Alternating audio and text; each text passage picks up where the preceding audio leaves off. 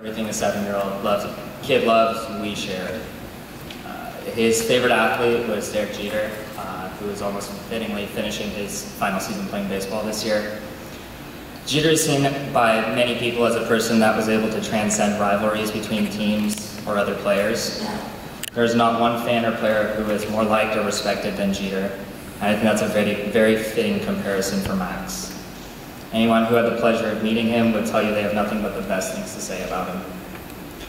Growing up, our families were also fairly inseparable. I remember very vividly Max and I playing video games while Paige and my sister Annie were playing Barbie dolls and pushing our cat China around the house in a stroller. My mom and Evie always seemed to be working together, whether at our house or theirs, busy working into the night like the peasant women they called each other.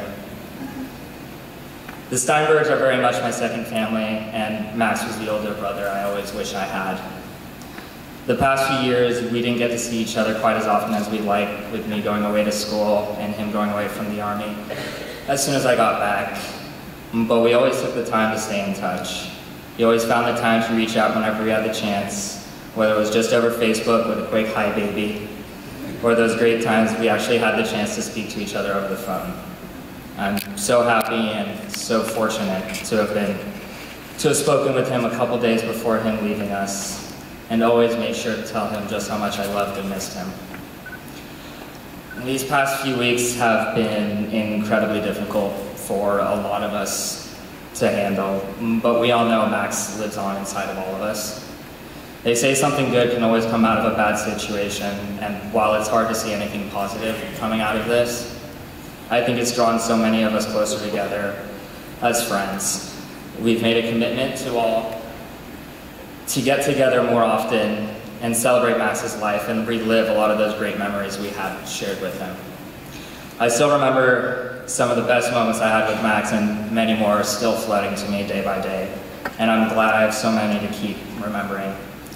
I recently remembered one time Max came up to visit us in college, and his typical plan was to come up for a weekend and stay, but this time he brought what I could assume was about a 25-pound suitcase with him, and told us he was going to be staying for an extended period, which had no back end.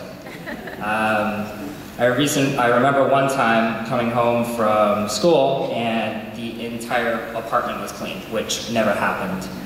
And I saw Max just sitting on the couch and asked him, "What did you do all day?" He said that the house was disgusting, so he decided to do us a favor and clean it, which, knowing Max, was arguably the last thing I expected to come out of his mouth. But that was just the person he was. He was just generous, helpful. Anytime he had the opportunity to come up and visit us in Santa Cruz, he never hesitated. He always showed up at our door with the biggest smile on his face, as if he just arrived in the greatest place in the world. It's still surreal, almost impossible to imagine that he's not here with us physically. But ever since that fateful Sunday, I've seen signs of him everywhere. One of Max's favorite things was watching the sunset, especially during what he liked to call the cotton candy skies of color that we see living here. We always go on to one of our many viewpoints across the valley and sit in amazement of the beauty of the world that we lived in. Ever since that day, it seems every sunset has been one of those beautiful cotton candy skies, and I feel like it's him making his mark on the world from us above us. It's comforting to know he's watching down so closely over each and every one of us, not just friends and family, but every single one of us, protecting us like he always did. I wish you could have seen all the love and support people have shown you from across the world. You truly became bigger than life itself. But I know you're up there hanging out with Grandpa Sandy, running around with Elvis, hanging out with Tupac and Bob Marley. I love you so much, man. I couldn't be more proud of the person you always were and had become in such a short period of time in your stay in Israel.